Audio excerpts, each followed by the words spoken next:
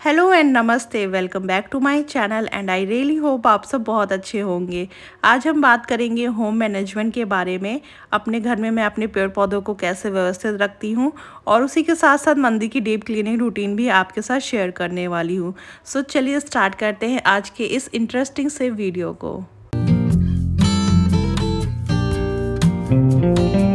अपने घर में प्लांट्स लगाने से ना केवल सुंदरता बढ़ती है बल्कि they also improves air quality. ऐसे पौधे लगाएं जैसे तुलसी, इंडोर प्लांट्स या जिनकी देखभाल करना आसान हो। इन्हें विंडो के पास या अच्छी धूप वाली जगह पर रखें। ज़रूरत पड़ने पर डेली पानी दें। Taking care of plants creates a peaceful and refreshing environment. तो मौसम चेंज हो रहा है, इसीलिए आज मैं सारे पौधों में कंपोस्ट फर्टिलाइज़र डाल रही हूँ। इससे इनकी ग्रोथ भी ठीक तरीके से होगी और ये जल्दी ख़राब भी नहीं होंगे। तो मैंने मिट्टी की अच्छे से गुड़ाई करके इसमें कंपोस्ट को ऐड कर दिया है एंड आई होप अभी जो मेरे प्लांट्स हैं ना वो इजीली चल जाएंगे, कोई दिक्कत नहीं होगी। एंड एक ये प्लांट है एरिका पाम का, जिसको मैं अंदर शिफ्ट करने वाली हूँ आज, और इसको मैं प्लांटर में लगा रही हूँ क्योंकि ये मैंने मंगाया था तो ये ऐसे ही रखा हुआ था। तो आज मुझे एक प्लांटर मिला खाली, तो मैं इसमें इसको शिफ्ट कर रही हूँ। बाकी सारी पौधों में अच्छे से मैंने कंपोस्ट को ऐड कर दिया। अब मैं सारे पौधों को अच्छे से नहला दूँगी क्योंकि अभी धूप भी होना स्टार्ट हो गई है, तो हमारे जो पौधे हैं ना इनको पानी की ज़रूरत भी पड़ने वाली है टाइम टाइम पे। और उसके बाद मैंने अपनी पूरी बालकनी की अच्छे से क्लीनिंग कर दी है। इस समय डस्ट इतनी ज़्यादा आती है कि बालकनी में रोज़ डेली हमें धुलाई करनी पड़ जाती है। और कुछ पौधे जो मैंने बालकनी के दूसरी तरफ रखे थे उनको भी मैंने एक ही जगह पर रख दिया है क्योंकि अभी धूप आना स्टार्ट होगी, तो इस एरिया में जहाँ पर मैंने पौधे रखे ना इधर धूप इतनी नहीं आती है, इसलिए मैंने इनको एक साइड में कर दिया ताकि धूप से ख़राब ना हो। और जो भी पत्तियां सूख गई थी या ख़राब हो गई थी उनकी भी मैंने कटिंग कर दी है।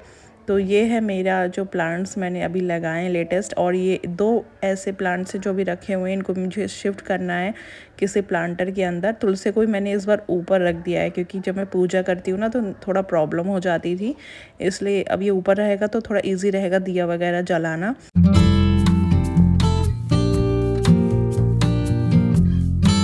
और अगर बात करें अपने घर में सबसे पवित्र स्थान की तो वो होता है मंदिर।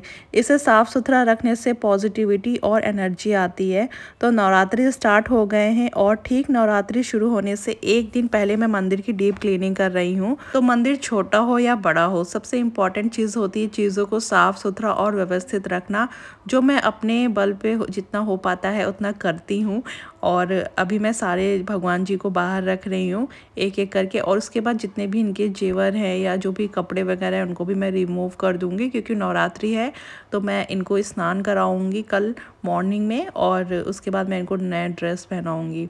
तो यहाँ पे मैंने सारी फ़ोटो वगैरह जो भी मैंने चुन्नी वगैरह लगा रखी थी वो सब हटा दी है। और उसके बाद आप देखिए मंदिर की हालत कितनी गंदी हो गई है, कितना ज़्यादा इसमें गंदगी जमा हो गई है और हमारा ध्यान नहीं जा पाता है। इसलिए एटलीस्ट मंथ में एक बार मंदिर क्लीन करने का रूटीन ज़रूर बनाएं ताकि इतनी ज़्यादा गंदगी कभी इकट्ठा ही ना हो। और मैं ओकेजनली मंदिर की क्लीनिंग करती थी, बट ये गलती मैं दोबारा नहीं करने वाली हूँ।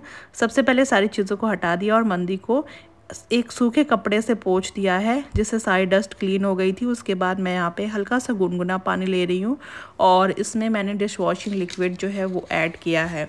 और मैं इसमें कुछ भी ऐड नहीं करूँगी, सिंपल सा एक साफ़ कपड़ा लूँगी, इसको मैं अच्छे से इसमें भिगो कर निचोड़ दूँगी और इसी से मंदिर की क्लीनिंग कर रही हूँ। बहुत अच्छे से क्लीन हो जाता है और जो भी दाग वगैरह होते हैं ना वो भी अच्छे से साफ़ हो जाते हैं। तो मंदिर को क्लीन करके मैं इसको थोड़ा ड्राई होने के लिए रख दूँगी। और बाकी का जो मेरा पूजा का सामान है जिसको मैं इस तरीके से, एक मेरे पास ये रैक है इसमें मैं रखती हूँ, ईजी होता है और चीज़ें आसानी से मिल जाती हैं। तो इन सभी चीज़ों को मैं जब देख रही थी तो इस पे इतनी ज़्यादा गंदगी इकट्ठा हो रही थी, मे बी आपको कैमरे में इतना नहीं दिख रहा होगा, और बहुत ज़्यादा ये रैक भी गंदी हो गई थी। तो इसको भी मैंने इसी कपड़े से साफ़ कर लिया है। गुनगुना पानी से आप क्लीन करोगे ना बहुत अच्छे से साफ़ हो जाता है, वॉश करने की भी ज़रूरत नहीं पड़ती इसको आपको। तो मैंने इसी कपड़े से ही इसको अच्छे से चमका दिया था और बहुत अच्छे से साफ़ हो गई थी। और बीच में जब कभी मुझे टाइम मिलता है तो मैं इसको वॉश कर देती हूँ। तो अभी इस पर सिर्फ डस्ट थी, इतनी ज़्यादा ग्रीसनेस नहीं थी, इसलिए ये ईज़िली कपड़े से साफ़ हो गई थी, तो मुझे धुलने की ज़रूरत नहीं पड़ी। इसके बाद मैंने जितने भी ये डब्बे हैं इनमें मैं पूजा का सामान रखती हूँ और थोड़ा बहुत भोग का भी सामान रहता है मेरा, क्योंकि मैं कान्हा जी को भोग लगाती हूँ। तो ये जो डब्बे हमारे घर में बच जाते हैं किचन में तो उन्हीं का मैं यहाँ पे यूज़ करती हूँ। और ये सारी जो डब्बे ना मेरे बहुत काम आते हैं इस तरीके की चीज़ें रखने के लिए। तो यहाँ पे सारी चीज़ों को मैंने अरेंज कर दिया और जो भी फालतू की चीज़ें थी वो मैंने हटा दी हैं जिनका मुझे यूज़ नहीं था। और ऑल्सो यहाँ पे एक जो ये हमारी तेल की शीशी रहती है ना, इसको अगर आप देखोगे ना तो इसमें आपको बहुत सारी चिकनाहट मिल जाएगी। तो इसको भी मैं क्लीन कर देती हूँ बीच बीच में, ताकि इसकी वजह से बाकी जो चीज़ें ना वो ख़राब ना हो।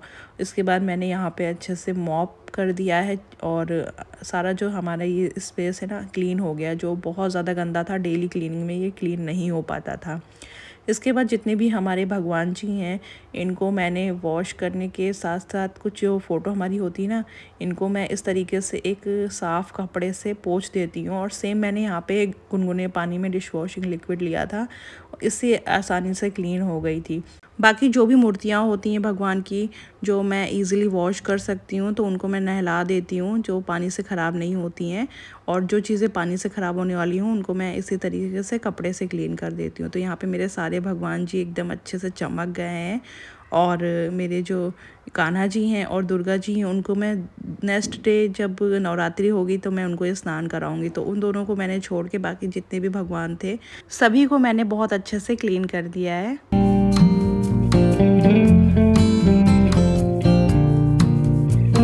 तो इसके बाद बारी आती है मंदिर को अरेंज करने की। तो यहाँ पे मैं टेबल के ऊपर मंदिर को इस तरीके से रखती आ रही हूँ।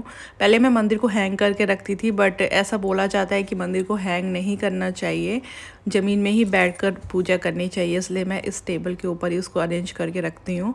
और इसके ऊपर मैं एक कपड़ा डाल दूँगी। जो कपड़ा मैंने पहले बिछा रखा था उसको मैंने वॉश करने के लिए डाला हुआ था। तो ये मेरे पास एक फैब्रिक था जो मैं कभी कभार जब कुछ फेस्टिवल होता है या मुझे अलग से कुछ सजाना होता है तो मैं इसका यूज़ करती हूँ। तो आज मैंने इसी कपड़े को इस टेबल के ऊपर लगा दिया। आप देखो इसका लुक कितना चेंज हो गया है। तो इसके बाद बाकी जो मेरे पास फ़ोटोग्राफ्स वगैरह है वो मैं इस तरीके से ऊपर की साइड में रख रही हूँ।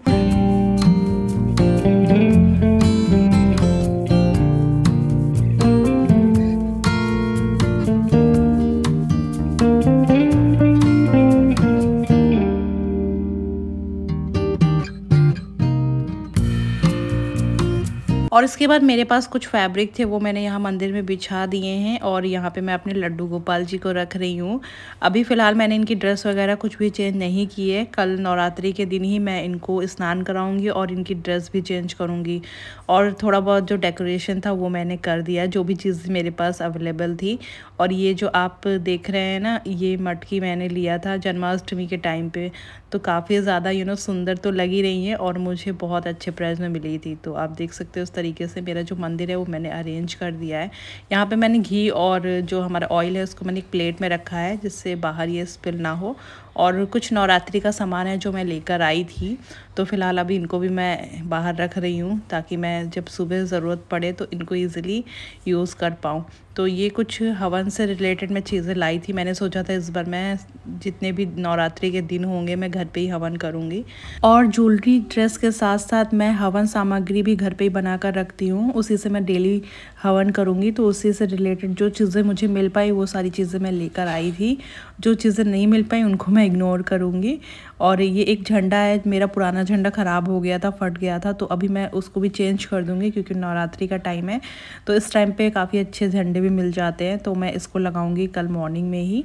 और ये कुछ चुनरी हैं जो मैं लेकर आई थी न्यू, और मेरे पास कुछ पुरानी भी हैं जिनको मैं बाकी के जो भगवान हैं उनको डाल दूंगी। बाकी दुर्गा जी के लिए मैं नई चुनरी लेकर आई हूँ।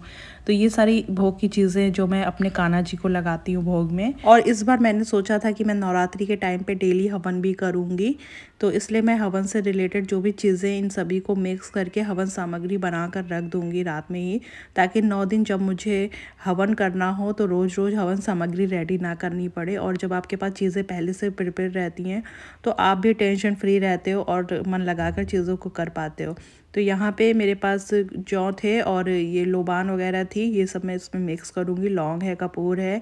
कपूर मेरे पास पहले से रखी हुई थी तो मैंने न्यू नहीं परचेज़ की, इसी को यूज़ करूँगी। बाकी ये काले तिल हैं और कुछ मेरे पास सुपारी है और ये पिसा हुआ गुड़ है। आप चाहो तो चीनी भी यूज़ कर सकते हो, मैं गुड़ ऐड करूँगी। और इसके बाद मैं इसमें ऐड करूँगी शहद और घी। तो शहद भी मेरे पास था तो मुझे न्यू नहीं लेना पड़ा। और ये सारी चीज़ें हैं जो मैं इसमें अभी मिक्स करके हवन सामग्री रेडी करने वाली हूँ। इस बार मुझे एक नई चीज़ मिली, ये है सर्व औषधि। तो इसके बारे में मुझे पहले नहीं पता था, बट अभी मुझे पता चला तो मैं इसको भी लेकर आई थी।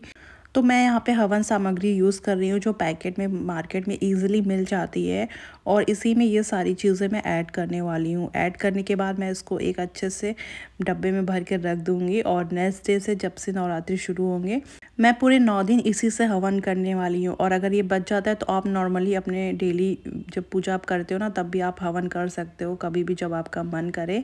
इससे क्या होता है, हमारे घर में एक पॉजिटिविटी तो आती है, और जो हवन की महक होती है ना, वो जब आपके पूरे घर में जाती है ना, तो आपके घर में एक अलग सा माहौल क्रिएट हो जाता है। तो ज़रूरी नहीं कि हर बार आपको पंडित बुला के ही पूजा या हवन करना पड़े, आप खुद से भी हवन कर सकते हो जब आपका मन करे। तो नेक्स्ट डे हो चुका है और आज थी नवरात्रि। तो आप सभी को मेरी तरफ से हैप्पी नवरात्रि। और मॉर्निंग में ही मैंने सारे बर्तनों को भी चमका दिया था, जो भी मेरी पूजा के बर्तन हैं। आप देख सकते हो कितने अच्छे से चमक गए और बिल्कुल न्यू लग रहा है। तो मैंने इन सभी को पीताम्बरी से साफ़ किया था, और यहाँ पे मैंने माता रानी और लड्डू गोपाल जी को भी स्नान करा दिया। अभ्यंग पाउडर से मैं उनको स्नान कराती हूँ। उसके बाद बारी आती है पूजा करने की। तो यहाँ पे मेरी पूजा भी हो चुकी है और हवन भी मैंने कर लिया था। एंड आई होप आप सबकी नवरात्रि भी बहुत ज़्यादा अच्छी रही होगी। एंड आई होप आपको ये वीडियो अच्छा लगा होगा। मुझे कमेंट्स में आप ज़रूर बताना कि आप अपने घर और मंदिर का मैनेजमेंट कैसे करते हैं। एंड वीडियो पसंद आया हो तो लाइक कर दीजिएगा, चैनल पर नए हो तो प्लीज़ सब्सक्राइब करके जाइएगा। एंड मिलते हैं अब आपसे एक न्यू वीडियो में। Till then take care and bye bye.